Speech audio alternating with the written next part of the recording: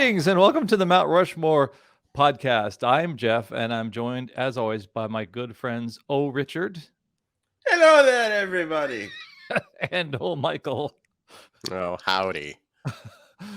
Just in time for about a month after St. Patrick's Day, we are doing perfect timing. The Mount As Rushmore usual. of Irish stuff. Our Thanksgiving episode will be coming out next week. Yeah. We got to surprise. That's the thing. You got to surprise them. You got to. Everybody's going to be listening on their toes. Yeah, you're going to be looking for Christmas stuff around December, so we'll hit you in January for that. The Mount Rushmore of Irish stuff. Richard, you've visited recently the Emerald Isle. Yes, I did. What was it like? Oh, it was great. We were there we were away for 9 days, but it was a day of travel each way, so it was more like 7 days. Mm-hmm. And it was great. We just saw a bunch of museums and historical sites for the most part. We didn't really get outside of Dublin except for one day when we did some falconry. Yeah, there was a. That's still the main way they send information back and forth, right? I don't think don't quite have the telephone yet. F-mail. The telegram has not quite shown up to Ireland yet. No, there was a person offering a special event, private meet and greet with different falcons and owls and things like that. We went down to this hotel in Wicklow County, I think it was, and we did like a nature walk, and one of the falcons would fly along with you, and you could put your arm out and then it would land on it and eat food out of your hand. And then they had a couple of other falcons and owls and things that we got to meet. Mm-hmm. It was cool as hell. So we had a really good time. I walked 25 miles during our trip. How many kilometers is that? I have no idea. 25? I don't know. 25. It's a 1-to-1. Let's assume it's 1-to-1. All right. Well, I'm sure you're have plenty to share, firsthand stuff to share for the Mount Rushmore of Irish stuff. Why don't we give Michael a little bit of a chance at succeeding at this topic by letting him go first? Oh, please. I mean, listen, I have made the amount of effort put into this as I did when in the 4th or 5th grade, I was trying to cram to finish a report, but by the next day that I hadn't done any work on it and got called out in front of the class and felt very ashamed. So Michael is going to start off with, there are many interesting things about Ireland. Ireland is a historic country. No, Webster says that Ireland is. Yesterday, literally. Go ahead. I have to say, if you could double space your responses here, Michael, somehow, even though it's audio, that'd be great. Yesterday, I watched an episode of The Simpsons called Das Bus, where the kids in the elementary school were doing a model UN thing, and one of the thing that Bart has is he's holding up the sheets of paper that are blank, and he's like. Libya is a land of many contrasts. It's nothing to say. Just great. So I went off immediate first blush on this. I didn't go deep. I didn't really think about this too hard because I thought, what's the point? I'm not gonna. I don't know. Irish Spring soap is my number one choice. Okay. Now listen. Okay. If there's anything that has colored my opinion of a land like Ireland, it is growing up on soap commercials with these lovely quasi dirty people getting clean, washing themselves in public with a bath in public or a shower in public where people are walking by. Yeah. And it is the best sort of propaganda and promotion for this country that I'm going to say it. It's not like America. It seems like a totally different country to me, that place. Just the way it looks in a commercial trying to sell soap. And I don't know what it is. I think that the soap itself has a very distinct, almost awful smell, which I think directly goes against what they're trying to portray. As it's very green, as you can see on our YouTube video. The soap is green. Ireland, I assume, is mostly green, right? Yeah. It's a very green country. They get a lot of rain and there's a lot of grass and greenery and stuff like that. I think it feels like the best possible promotion for this land that has been filled with, you know, tremendous troubles over the last Yeah. 80 years, if not longer. This land that has, it's the one I feel like it feels like the one characterization that doesn't feel like, I don't know, awful. Like, look how clean and great and wonderful and beautiful like this place is, and also you can be clean and beautiful and wonderful too. Mm-hmm. Irish Spring commercials gave me a very specific sense of what Irish people look like. Mm-hmm. Right? I mean, like, especially like the females, all like curly red hair, pale with freckles. Yeah. And I can tell you from being in recently, a week ago, having been in Ireland, no, they all, I don't say all, I don't want to totally characterize, but I'd say if there is a Irish female look in 2023, it is iron straight hair that is typically blonde but with black roots. Hmm. Yoga pants or some sort of sweatpants, some sort of like casual kind of look, and way too much bronzer. Mm. Oh, They kind of look like what do they call them in England? Chav. Geordie girls or Oh, okay. Chav. Yeah, that's that sort of thing. Yeah. Yeah, they all look like they could be on Love Island, Yeah. basically. So, and that was disappointing. I was like, where's my curly haired redheaded people? Mm-hmm. I got I a would say son that. who's a curly haired redheaded person. He stuck out like a sore thumb. Yeah. I was expecting him to blend in. I would say this.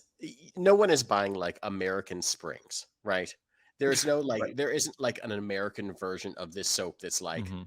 that you're gonna wanna use. It's gonna smell like bullets and death and Petrol. yeah, awful things. Petrol. Yeah. He's still stuck over there. Still Look at stuck this over guy. there. See? What is that? Well, that's I think I feel like one thing maybe you uh made is that I think the reputation of Irish in America quickly went from its emigre status to something that has a fanciful kind of and clean and a green and new and kind of a fresh kind of vibe. So yeah. Charming and still yeah. kind of old world too. Yeah. So I think from that, no Irish need apply kind of immigrant kind of thing. Yeah. They did pretty good. It's a pretty quick turnaround. Pretty quick turnaround. And Kathy Ireland, I think, probably helped a lot too with her ambassadorial, diplomatic efforts through the swimsuit I mean, modeling. Let's go back 35 years. Get her in an Irish Spring commercial. Yeah. Anything with a bar of green soap that. Yeah. That's You what know? you want to see. That's Why what you not? want to see. All right, Richard, I don't know how you're going to top the authenticity and Yeah. the depth of research Mm.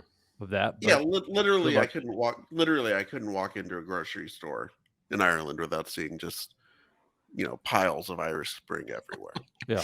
That's the bricks. That's how they build other buildings. They're just boxes of soap still in the thing. Pull out one brick and the whole Tesco The falls whole down. God forbid it's going to rain. The whole, Yeah, it'll be Oh, the place would smell great. the best smelling disaster ever. Mm. All right. My first choice is Guinness beer. Oh, wow. So that's one of the things that when we went to Ireland, even the locals were like, every time we mentioned, yeah, we're here for about a week and all the things that we were going to be doing. We didn't mention the Guinness storeroom at first, or your storehouse and museum, which is in the city center, which is what they call their downtown. And we kept getting, oh, well, you need to go. Of course you're going to Guinness, right? Oh. Obviously that's going to be one of your stops. And we went there and we had the tour and we did it's like this multi-level, very, very high tech sort of almost like a museum sort of structure to it. Mm. Then at the end you get a free pint of Guinness. It's also on my list, by the way. Okay. Yeah. And you get to the end, you get your Guinness, And they tell you that a Guinness tastes better in Ireland, and it does. Mm. But you know what? Eh, maybe I just don't like stouts. Eh, it was okay. The tour was fine. It felt very like it was very touristy and very like I mean, obviously it's a Guinness tour, so it was very promotional for Guinness. So your mileage may vary depending how much you like Guinness and how much you care about how beer is made. Um, but yeah, I went through a phase in college where I drank a lot of Guinness. I also went through a phase in college where I drank a lot of Foster's because I Mm. assumed that was good beer because it was Australian, Oh yeah. not realizing that Australian people think it's like sub Budweiser. And it's like to them it's like Keystone Light. Hmm. It's like the worst beer you could possibly imagine drinking. Now, I don't think Irish people feel that way about Guinness. In fact, I know they're very provincial about their Guinness and very, very proud of it. Hmm. Maybe I just lost the taste for it. And like I said, it definitely tasted better in Ireland. It was definitely less bitter. Hmm.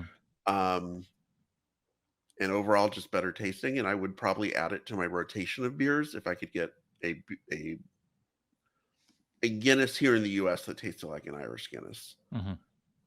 But I don't know. It wasn't great. It wasn't my favorite beer I've ever had. How are you with It felt the let down. temperature of beer? Like, was it served at room temp there or No, it was where? it was it was served cold. Hmm. So there wasn't well, it wasn't like freezing cold, but it was like cold enough. Hmm. It wasn't like what you expect in England when they tell you that you get a beer and it's like room temperature and it's like "Wah, Hmm. really. Wah." No, it was fine. I don't want to denigrate it. It was Hmm. fine. I went to a pub while I was there and I had several Guinnesses because it was what was on tap. And it was fine. I'm not complaining about it. It just wasn't this like revolutionary experience like you hear some people talking about when Yeah, they talk about having a Guinness in Ireland. like Bono shows up. Well, of course. He's the one who do you think was working behind the counter behind there at the pub? Larry Mullen Jr. Do you have that transform? So I'm from Kansas City, and we assholes won't stop talking about barbecue. And Mm. Right. anytime I eat a barbecue anything, it's fine.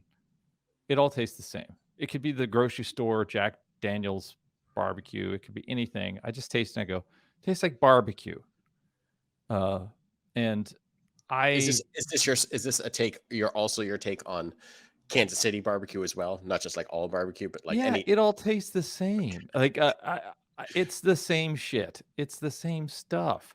So when people go, oh, like if you go to Gates or Arthur Bryant's or something like that, people always pretend they're Mm. having this orgasmic transformative experience, and it's not bad, but there's nothing magical about drinking it from. It's like drinking holy water Yeah. from the Pope's hand or something like that. It's not that's weird. Okay, yeah, No, I think it's very similar, Jeff.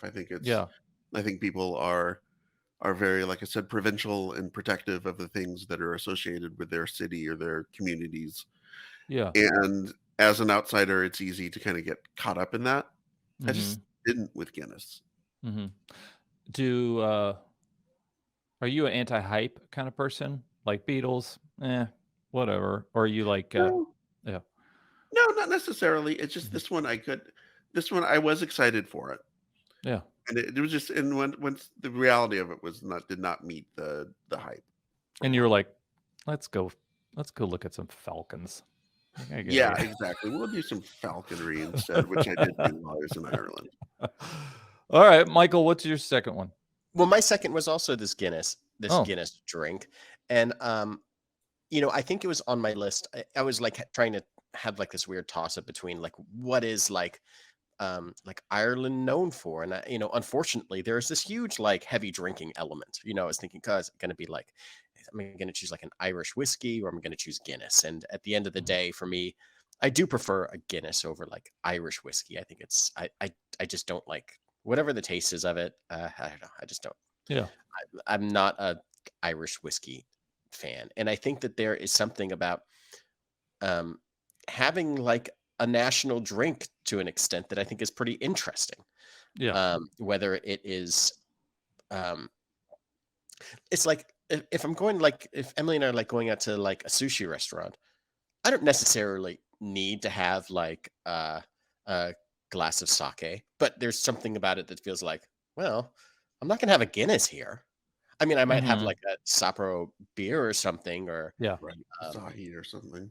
yeah, but like I don't know. There's something very interesting about like the regional expectations of indulging in whatever like culture. Like Richard, we used to go to like trivia over at like Fox and Hounds.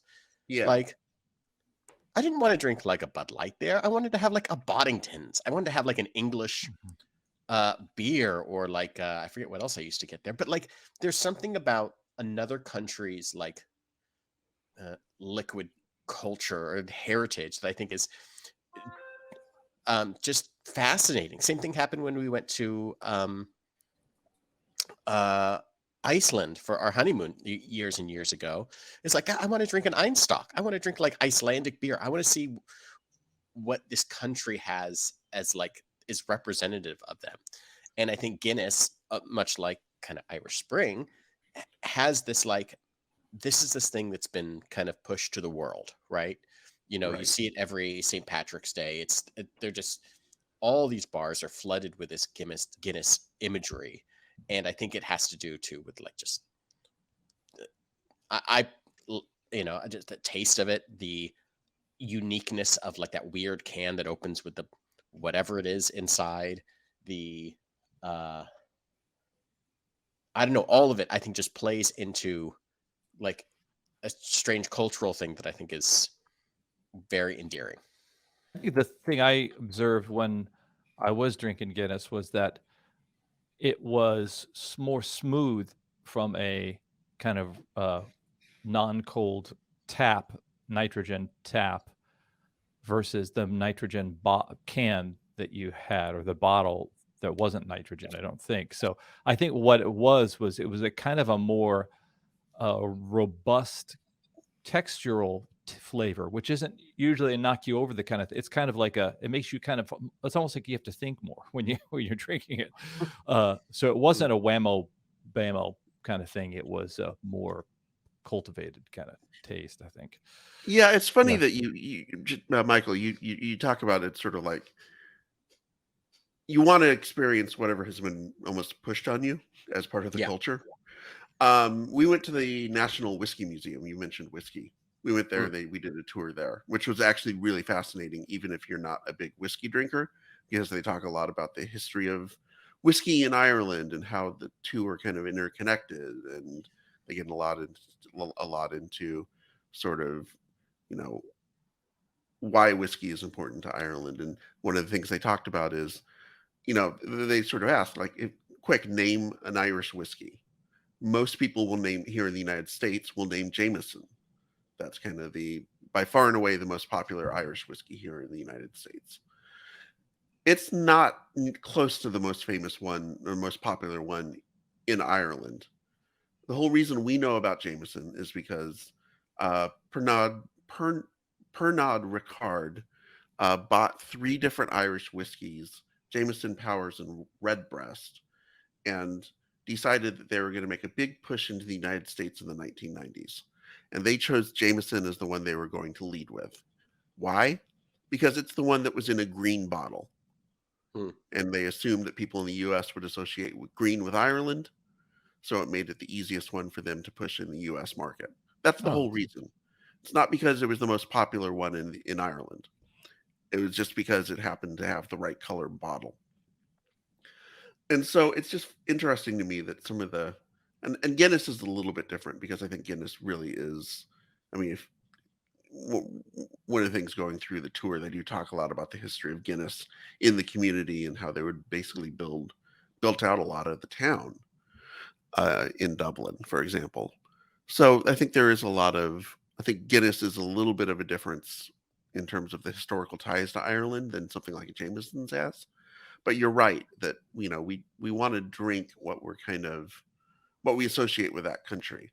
but whatever is we associate with that country may not be what's associated with beer or whiskey or Mhm. whatever Sure. within that country.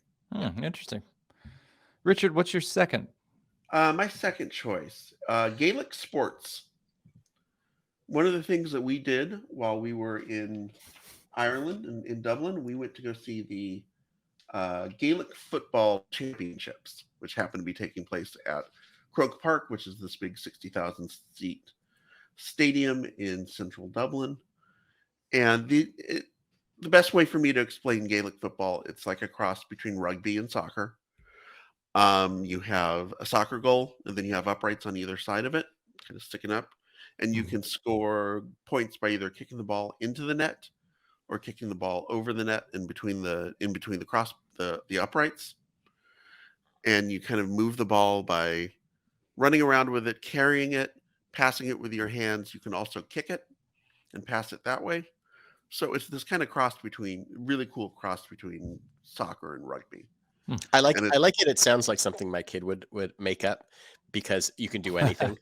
You can yeah, score anyway. You The can kick the Kelvin ball. You ball. can Yeah. pick it up. It doesn't matter. They stopped like trying to do one of the other sports, and they're just like, wait, no, okay. So you can also pick up the ball if you want. Oh, you can? Yeah. All right. So how do you score? You kick it into the net, and if it goes over, you get points that way too. So Yeah. gonna win. Trying to win any way you can. yeah, it is like Jeff said, it's basically Calvin ball. Mm. And then the other sport that they have, which we didn't see, it wasn't in season while we were there, is hurling. Mm. Oh, wow.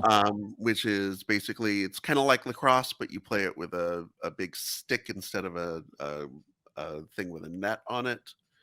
And from what I can tell, you may or may not also be able to hit people with a stick. Hmm. And I find it That's fascinating the way great. that it worked. It's Ireland only.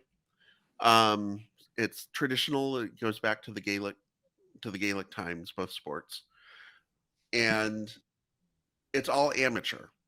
So each county in Ireland has their own team, and they play against each other in leagues, and then they have a tournament at the end of the season. And I was watching one of the highlight shows for one of the previous, like the night before we went, and they were talking about one player, and they were like, "Well, it's really great to see him back this year because last year he wasn't able to play because of work issues." And I just thought, that's so quaint and charming. Here on national television, they're talking about this star player for a team who wasn't able to play the season before, not because he was injured or he held out for a contract. Not his work wouldn't let him get out. Wow. That's like what we'd hear on kickball. Yeah. Like someone had to miss a season because they were traveling a lot for work and they just couldn't make it happen. It's essentially, it feels like if kickball suddenly became a sport that people that packed like 60,000 seat stadiums. That's sort of Mhm. that's sort of what it feels like. And I just find that incredibly charming. We don't have anything like that here in the United States. It's very, but when we went, there was, people were all dressed up in their county's gear and with their flags, and the rooting was very provincial, like I said. And that's just not like you wouldn't root for if we had like a sport where each state had their own team. I wouldn't care if California won. I wouldn't give a flying rip about it. Maybe people would somewhere else. Maybe other states have. Maybe I'm sure Texas is the exception to this rule. They would be like all into this, but for the most part, people wouldn't get into one state versus another state. But in Ireland, you have pride in your county, and one of the ways you show that is through rooting for your Gaelic football team or your hurling team. Is there that much money in it, like for the players or for the teams? And No, it's amateur. okay, It's an amateur competition. yeah, So like I said, it would be like if kickball suddenly became we were selling out Dodger Stadium. yeah. That's sort of what it feels like. Mhm. Well, was it in the U.S. until the '60s? Some of those guys had jobs, like if you were, Yeah, yeah. yeah. Yeah, I mean back in the day, you especially like football or basketball, Mhm. baseball had a little bit more money in it. But yeah, back in the day, basketball, football players, they definitely had off-season regular jobs. Mhm. Oh, cool. Uh, what were the is there any idiosyncrasies of the rules or of the play as you observe, or timeouts, or can you get fouled, or can you brutalize the opponents, or is there Yeah, anything? you can't like rugby tackle them or like Mhm, football tackle anyone in Gaelic football. You can try and strip the ball away from them, but you can't like actually tackle them and throw them to the ground. mhm. The only really idiosyncrasy is that all the announcements and things that were on the big screen were in Gaelic. Hmm. They weren't in English, and that's one of the things I found in Ireland that I wasn't prepared for. Is all the official signs are in both languages. And then way it was explained to me by a tour guide that we had is that everyone in Ireland learns obviously English, but also Gaelic in their primary schools. But then most people forget it all by the time they're 30. Wow. So it'd be kind of like learning Latin if you went to like Mhm, a Catholic school or something. Yeah, mhm, you'd probably learn it when you're a kid, but by the time you're an adult, you'd have forgotten it. mhm. So something like 25% of people actually speak Gaelic in Ireland, which is more Wow. than I would have thought. And the fact is that, road signs, highway signs, any sort of museums all Mhm, had, if they had anything written out, it would be written out in English and then also in Gaelic. mhm. Well, they should have done what I did. It's just they should have learned the names of every Masters of the Universe character, and that just stays with you until you're almost 45. Just put the like you're driving down whatever street you want. Oh yeah, that's also Hordak Lane. Got it. Nailed it. Okay, hey, we're at our halftime, and this time we're just going to go ask you to look out on the YouTube channel and see what you see there. We've imported the entire history of this podcast is there for the most part. The the predictions we've made, the people we've killed through our mere mentioning of them. Go check them out, and then if that takes you to other spots where we have stuff like Instagram or Twitter or on Apple Podcasts or Spotify, then go check those out too. We'd appreciate it. Leave us a comment. Love to know what you think. I'd love to know future topic suggestions. Love to know any kind of Gaelic history that you might know. If you could leave that there, because I don't know if we researched that much. All right, Michael, what's your third? My third choice is the aforementioned band U2, which I don't know if there is another export along with Irish Spring Yeah. Soap, which probably comes out of like Kansas, and Guinness, where they have become, I think, really culturally significant. I think also just super popular, but also a band that for being super politically active from within their own country. Like I remember seeing them in concert. I've only seen them in concert once, uh, maybe about 6, 7 years ago, maybe not even that long here in LA. And all of the stuff that was kind of brought up with like the troubles and everything that's gone on um, uh, between Northern Ireland and Ireland, it still resonates with them. Like it's like one of those things where like it was still such a main part, a main aspect of like their stage show and the songs that they sing about, and it's like never gonna get away from them. That's like a part of that political turmoil and violence and uh, Good Friday Agreement, which just kind of had its anniversary. Um, all that stuff is still like summed up within a lot of who they are, I think, as people, especially Bono. I mean, the other three guys are pretty underspoken compared to him, but you could still feel like this resonance of uh, like a country's history within just like the music of like a pop band. And I think they're just interesting from, musically speaking, but also from like, they're still very like, what was the album? Joshua Tree. Like they're very much like this band that at some point came to America and made like their American pop album. They came out and they're outsiders traveling across America and making an outsider's kind of view of their experience in America. And I find just that interesting. A lot of bands seem to have like this. America is such a big and weird place. I always like to see like an outsider's perspective on it, because it's probably, I don't know if not necessarily truer, but it's just a, different point of view. Mhm. But I can't think of another band that's like them in terms of like, this band represents this country, not necessarily. I don't know. It's just like, oh, that's the Irish. That's the Irish band. They don't necessarily play traditional Irish music, but it's just like this.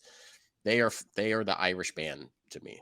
I think most people, and U2 is also on my list, so Okay. put them on there as well. I think one of the things that's interesting to me about U2 is how they've kind of come in and out of fashion throughout the 40 plus years of being a band at this point. Yeah. I mean, maybe it's inevitable, but I mean, they kind of went from being the coolest band in the world to kind of a joke, to back to being really cool again, to kind of a joke. And now they're a band that, maybe they're more of a legacy band than being seen as a real contemporary band. But now they're a band that if you go tell someone you're going to go see U2 in concert, it's back to being, oh, wow, really cool. I bet they're going to put on an amazing show. And because there was that period, maybe it was that whole Apple iPod, iPod debacle Yeah. that kind of soured a lot of people on YouTube, where their ambitions maybe got a little bit above their station, and it was fun to knock them back a peg. But it feels like now that they've kind of reached that elder statesman sort of position in rock music, where you're not expecting them to make any more great albums, but you know that when you go see a U2 show, you're going to get an experience. Kind of like if you go see the Rolling Stones at this point, or a band like that. And that's sort of where I think the place that they sort of operate in. And who knows, maybe they'll make another great album. I don't know, but I don't think that's expected of them, and I don't think that's what their fans. If you're a U2 fan, you've got this, like I said, 40 years of music to kind of work off of. Yeah, I agree. I think they've aged into the grandiosity that they were, or at least Bono was kind of aiming for, or at least the position as a world influencer. In that, Letterman hosts this thing on Disney Plus, or is it Apple, where they go to, I think it's Disney Plus, where they go to Ireland, and it's just kind of them not really doing a victory lap, but kind of looking back at all the issues and causes that they've weathered and transgressed throughout the years, and that has Right. led them, like the Stones, to be this uh, elder statespersons who earned their spot. They've passed.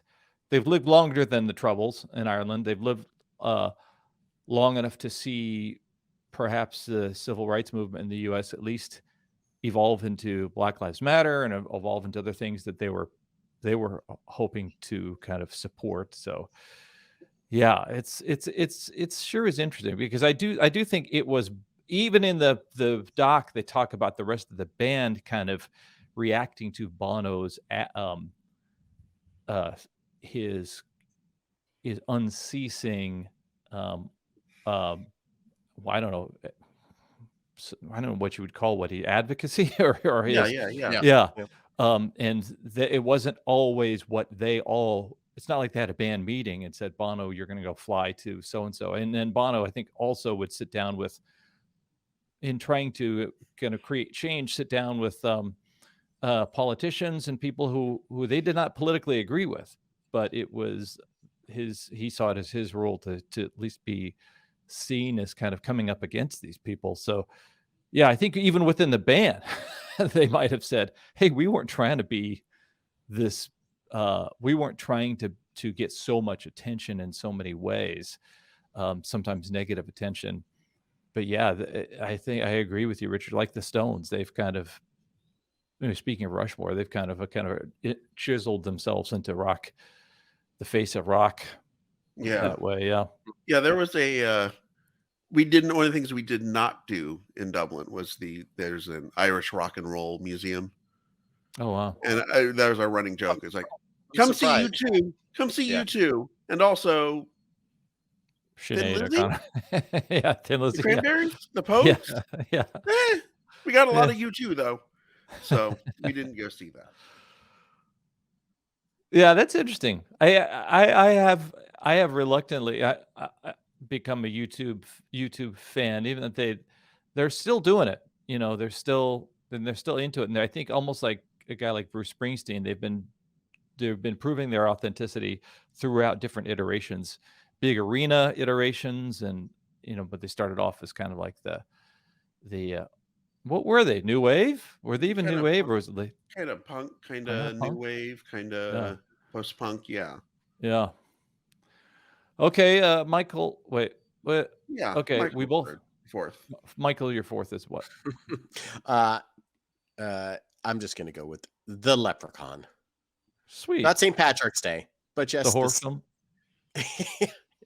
Yeah, I think I probably told this story before, but the only movie that I was forcibly taken out of by my stepdad, Leprechaun. Not Nice. not Really?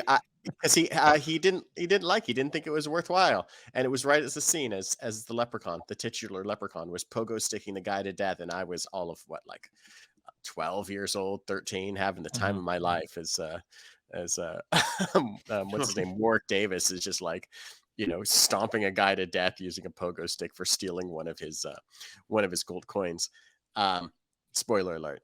But I gotta say, I really wanted to see the end of that movie. Never did. I assume he got his. There he is. Look at that guy. Warwick Davis. What a career for that gentleman.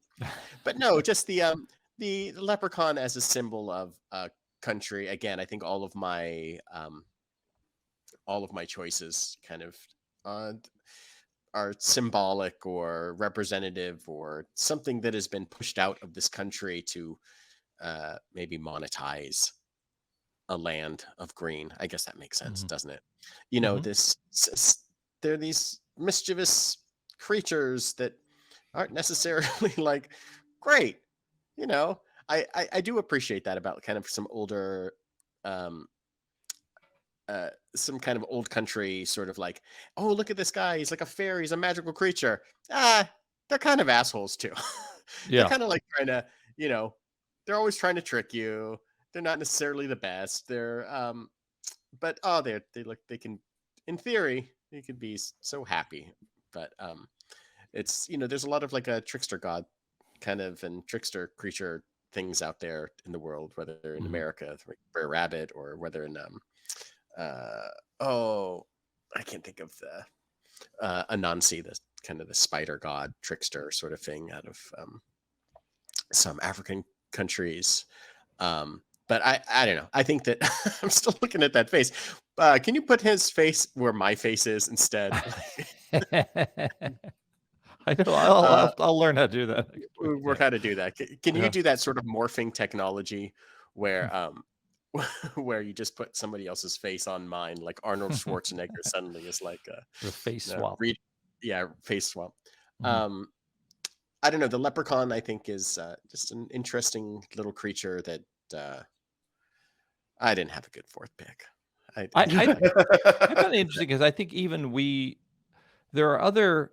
I don't think anybody in another country thinks we walk around dressed like Uncle Sam in the United States, and I don't think we all think that the leprechaun is like really a super No. Irish thing, but like they're all dressing up like leprechauns and stuff like that. But yeah, I do appreciate it's that the leprechaun's outfit hasn't changed much. Like, there's been yeah, no updated version where he's like Richard had said, like he's not like in like yoga pants or there's. Yeah. Well, I guess maybe he kind of is wearing like a tights, but mhm, there's no like there's no like cool there's no like cool version of like like when the Warner Brothers characters like in the 90s suddenly were like dressed like yeah, uh, uh the two kids from like Jump Around, not Kid and Play. yeah, crisscross. Crisscross, yeah. Like suddenly, like all of a sudden, Taz was wearing his like clothes Yeah, backwards, had his hat on backwards, and they had like kind of like a more of a rap mindset. They never tried to do that mhm. with I just leprechauns. They're like, go just ahead. looking up sexy leprechaun outfits Oh, right now, and yeah, of of course course. they exist, and of Oh, course for they look sure. nothing like leprechauns. Sure they do. I do love that it's I think that was there a video? This is one of the first viral videos I remember that wasn't Mm, a I know what you're going to wa talk about. Go ahead. wasn't there the Leprechaun in the Hood thing or something like that? Well, The No? Leprechaun 2. there was a Leprechaun.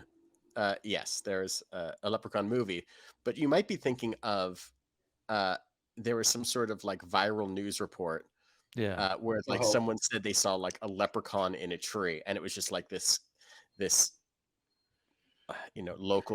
local town going crazy, and the Yeah. news reporting it about how they saw a leprechaun in the tree. Yeah. I think that's something that I recall. Yeah, like you said, it hasn't been updated. It's like, Pilgrim, but make it green. Like,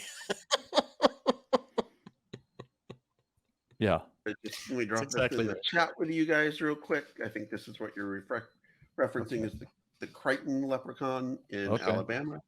Okay. Yes, With, yes. Look at that sketch. I'll try. The Crichton Leprechaun in Alabama. where the Let's see sketch what of it was, Yeah, yeah, Jeff, the sketch of it can you roughly put looks that like. face on my face instead? the side by side. Wow. Uh, that's pretty amazing. I'm glad they're hiring a 4-year-old to do the police sketch work at this Alabama headquarters. That's a lot of fun. I Okay. like All that right. you said I like you said police sketch. Yeah. Just I this know. amateur sketch, but I do appreciate that is like they just have the worst. They just have a kid with crayons there at the Yeah. the police I department. love that I imagine that yellow legal pad that it's on at one point after the guy, because when they sketch it, that's not facing the person. It's facing the sketch artist. That he turned it around and showed it to the person, and they went, "That's it!" and they pointed right at it. This Stuart Little is what it looks That's like. so Stuart funny. Little. Mm. Uh, Right. all right, Richard. I don't know, having recently visited, if you can come back with anything more authentic than Leprechaun. Well, For the last one. what could be more authentic than Michael Flatley? Oh, Oh My there you wow. go. last choice, Irish dancing. Okay. Whether your preferred form of Irish dancing is river dance or Lord of the Dance Wow. or whatever ripoff version they have at a bad casino in Las Vegas right now. Yeah. Um, back in the 90s and early 2000s was it? We were gaga for Irish dancing. Yeah. Like we couldn't get enough of it. We Yeah. made Michael Flatley a household name. Yeah. What was going on back then? Guys, if you're of a younger generation, let me tell you, it was a weird time back then. Mhm. And w- Michael Flatley, obviously well known as the Lord of the River of the Irish dancing. Yeah. You want to guess where he was born? Cork County, Ireland? Dublin? No, he's born in Chicago. What? I didn't realize he's American. He's from an Irish family, obviously, but Oh. he's born and raised an American. What? Yeah, what a ripoff. That's sketchy. That is shady as hell. Yeah. And I put this on my list because again, it's one of those things that I saw zero Irish dancing while I was in Ireland. People are not high stepping it down the No. street No. with crazy arms. But obviously that is a traditional form of dance, and somebody figured out how to monetize this, take it first to London and then to the United States, Mhm. and make a fuck ton of money off of it. Yeah. And now that's one of the things that we associate with Ireland, rightly or wrongly, probably wrongly for the most part, Wow. is this really exaggerated. And Michael Flatley kind of, I guess, brought the big arm movements into this kind of Irish folk dancing, which before it was all very like straight armed and Oh, yeah. everything with the legs. Yeah. He was the first one to incorporate like arm movements and things like that into it, so to kind of modernize it. Mhm. And I'm not knocking him as a dancer. I mean, I've seen clips of it. I've never actually watched any of the full performances. But obviously, you have to be an insanely talented dancer to be able to do this. Mhm. I'm not saying there's not some authenticity to it or whatever. Yeah. But somehow in the 90s,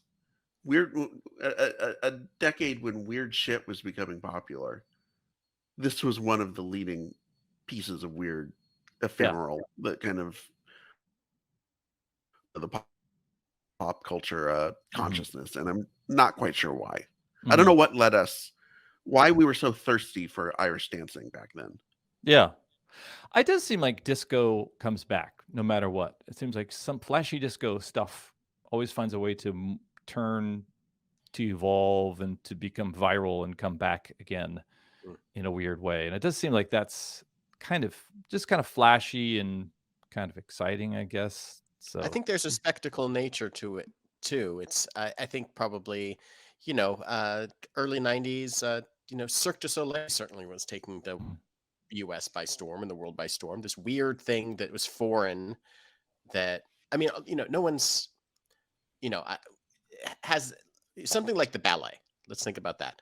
Like the ballet in general has always been popular for 100 something 200 years, right? In some Yeah. version, like if the Bolshoi ballet, if the Russian ballet company's coming around, or whatever, I'm sure they're selling out just about every performance. Yeah. But I think because it is so known, it's not like a this thing that seemed to come out of nowhere. Maybe it was just like, I don't know. I'm spitballing. Mhm. I've never. I remember it being like free. I remember the commercials for it, or you could buy it on like DVD, or Oh, not even yeah. DVD, like VHS. It was like that was a thing Yeah. that you went and you bought this. How many times were you going to watch that performance in a row? Like I could watch, certainly. Mhm. Um, I'm trying to think of a movie that was important for me to own on tape. The Mask in like 1994. Like that was a movie I need to see like a dozen times. But certainly, do I need to see like this dancing thing over and over? I don't know. That's a interesting thing. Why was it such a big, and then he quit Riverdance and Right. started Lord of the Dance, right? There was like some sort of like argument over how much he was owed and Yeah. salary and royalty fees and how much he had created versus the producers. So he walked out, Mhm. and then, like you said, created Lord of the Dance, which became equally successful. Yeah. Well, that's interesting. The Irish, I think, emigre kind of tradition, or the diaspora is something that I don't know if work. I think Warwick Davis is British, right? So I don't that some of the persons who go out and take the culture around the world don't always um, Mm. aren't always hewn from traditional um, Irish, not necessarily native Irish, but yeah, that does seem like something of the culture of this island that is out there influencing the whole world. And supposedly it was just like book how the Irish saved civilization. They were like Irish clerics who copied down every important book in Western civilization. That's Huh. how they survived after the Hmm. fall of the Library of Alexandria or something like that. So, I don't know. All right, cool topic. Richard, Falcons. What happened? What? How come they didn't make the list? Well, because they were Irish Falcons, but I don't necessarily link falconry with To being Ireland. Irish. Okay. Yeah, All I right. did do a falconry day while I was Mhm. in Ireland, but there just happened to be falcons there in Ireland. You could have done that in the US. There Okay. are American falcons too, such Okay. as the Atlanta ones. The Falcons of Atlanta. Okay. All right. Well, let's look at what we got here. Boom. And here's our list. This, if I can accomplish this. Um, okay. All right. Let's go with the Leprechaun. Just because, God damn it. If you can create, if you're a little guy that little can just terrorize everybody on the planet, then awesome. Good by you. The Leprechaun, the number one export of Ireland. Hmm. The Leprechaun. Number two, Guinness. Number three, U2, because come on. I Because thought it's I a was beautiful I thought it was day. my favorite rationale for putting something on there. Come on. Come on, man. You're not gonna not do Oh, U2. you gotta. Bono and the Boys, or as who is it? Jay Leno said they were. U2 was on the Tonight Show, and his mom asked him what it was like to meet Larry, Daryl, and Daryl. If you if you follow sitcoms, and Gaelic sports. Hmm. Um, So those are that is the Mount Rushmore of Irish stuff. Fun topic, guys. Yeah. Richard, I'm glad you made it back. Yeah, I am too. It was He had a to it's come a- in through New York, and he had to change Yeah. his last name on the way in as well, unfortunately. That's But In true. we're here now. quarantine. Had to drop the O off of my last name. It's just Yeah. He's Manfredi now a now. police officer. There's It a was weird. Manfredi. They conscripted me into the army as soon as I landed, which I thought was weird, but if that's what the rules are. All right. Well, this has been the Mount Rushmore of Irish stuff. I'm always Jeff. I'm Richard. I'm Michael.